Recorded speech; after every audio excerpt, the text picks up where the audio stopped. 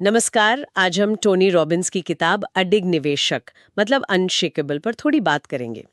जो भी हमने समझा है वो अडिग निवेशक बाजार को समझें धन कमाएं किताब के कुछ हिस्सों से है। कोशिश ये समझने की है कि भाई एक इन्वेस्टर कैसे शांत रह सकता है, अपना कॉन्फिडेंस बनाए रख सकता है, चाहे मार्केट ऊपर जाए या नीचे। तो कहाँ से शुरू करें? सबसे बड़ा सवाल तो यही है कि मुश्किल दौर में जब लगता है सब डूब रहा है, तब भी कोई निवेशक शांत कैसे रहे? हाँ, ये बहुत बड़ा सवाल है। और किताब का जो सार है ना, वो सिर्फ पैसा बनाना नहीं है। जी असली चीज है मन की शांति। वो सुकून कैसे मिले? बिल्कुल। तो पहला पॉइंट लेते हैं बाजार की उठापटक को समझना। जी। ये तो मानना ही पड़ेगा कि बाजार हमेशा हिलेगा डुलेगा। गिरावट जिसे करेक्शन कहते हैं या बड़ी गिरावट मतलब क्रैश, ये तो होगा ही। सही कहा। टोनी रॉबिन्स तो यहाँ तक कहते हैं कि भारी गिरावट असल में अमीर बनने का सबसे बड़ा मौका है। हाँ, ये सुनने में थोड़ा अजीब लग सकता है, पर हाँ बिल्कुल। अगर आप इतिहास देखें तो हर बड़ी गिरावट के बाद बाजार वापस ऊपर गया है, और अक्सर नई ऊंचाइयों पर। तो ये जो डर का माहौल होता है ना गिरावट के टाइम, वहीं समझदार निवेशक के लिए अवसर छिपा होता है। ये सिर्फ फाइनेंस की बात नहीं है, ये एक तरह से भावनाओं पर काबू रखने की बात है।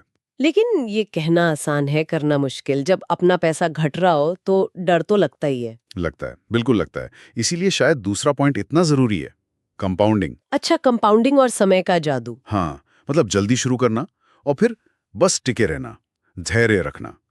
एक अंदाजा लगाइए, अगर कोई 5,000 रुपए हर महीने एसआईपी में डाले और मान लीजिए 12% का सालाना रिटर्न मिले, जो मुश्किल है पर असंभव नहीं, तो 20-25 साल में वो 1 करोड़ से ज्यादा बन सकता है। अरे वाह, 5,000 रुपए महीने से? हाँ, तो ये दिखाता है कि कितना जरूरी है मार्केट में बने रहना, बजाय ये सोचने के कि कब घुसें कब निकलें। वो कहते हैं ना, time in the market beats timing the market. ये बात तो गांठ बांधने वाली है।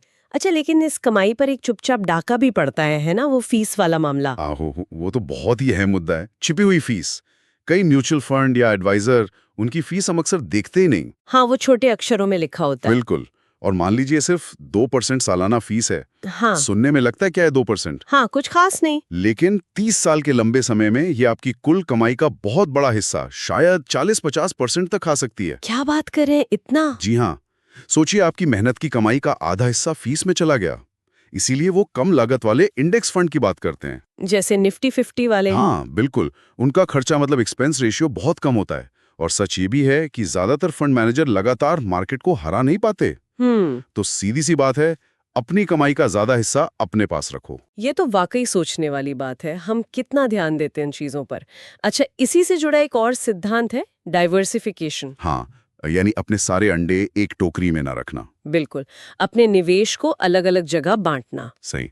जैसे कुछ पैसा शेयर्स में, कुछ बॉन्ड्स में, शायद थोड़ा सोना, रियल एस्टेट। और अलग अलग देशों या इंडस्ट्रीज में भी। हाँ बिल्कुल। इससे होता यह है कि अगर एक जगह नुकसान हो रहा हो तो शायद दूसरी जगह से भरपाई हो जाए, रिस्क कम होता है। लेकिन कहीं ऐसा तो नहीं कि बहुत ज्यादा बांटने से रिटर्न भी कम हो जाए? ये भी एक पॉइंट है।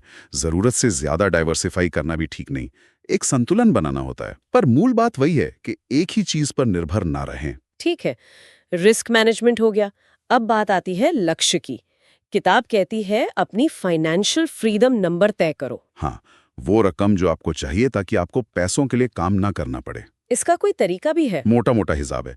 पहले देखो आपका सालाना खर्चा कितना है। ठीक है। फिर उस खर्चे को आप अपने निवेश पर कितना रिटर्न उम्मीद करते हैं, उस रेट से भाग दे दीजिए। अच्छा, मान लीजिए सालाना खर्चा 6 लाख है और मैं 10% रिटर्न सोच रहा हूँ, तो 6 लाख बटा 0.1 यानी 60 लाख। हाँ, करीब करीब।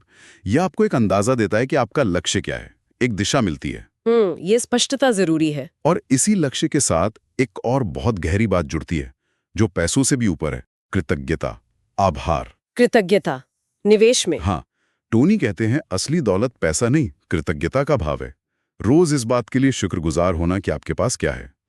और जब आप कमाएं तो उसमें से कुछ हिस्सा दूसरों की मदद के लिए भी इस्तेमाल करें। ये सोच आपको मार्केट के उतार चढ़ाव में भी शांत रखेगी। ये एक अलग नजरिया है, मतलब पैसों के पीछे भागने के साथ साथ। बिल्कुल। उनकी एक लाइन है, अपनी उम्मीदों को तारीफ में बदलो और तुम्हारी दुनिया बदल जाएगी। ये आपको अडिग बनाता है। तो अगर हम सब समेटे तो अडिग निवेशक बनने का मतलब सिर्फ ये जानना नहीं कि पैसा कहाँ लगाना है। नहीं, बिल्कुल नहीं। बल्कि ये एक पूरा माइंडसेट है, बाजार को समझना, लंबा सोचना, फालतू खर्चों और डर से बचना, अपने लक्ष्य तय करना। और सबसे ऊपर शायद वो कृतज्ञता वाला भाव रखना। हाँ, और यही एक सवाल उठता है, क्या अडिग होने का मतलब सिर्फ ये है कि आपका पोर्टफोलियो कितना बड़ा है, या फिर ये कि जब बाजार में तूफान आया हो तब भी आप अंदर से कितने शांत हैं, कितने मकसद से भरे हुए हैं। ये सोचने वाली बात है। पोर्टफोलियो साइज या मन की शांति। बिल्कुल। उम्मीद है आज की इस बातचीत से जो भी जरूरी बातें निकली हैं वो निवेशकों को उनकी यात्रा में थोड़ी मदद करें।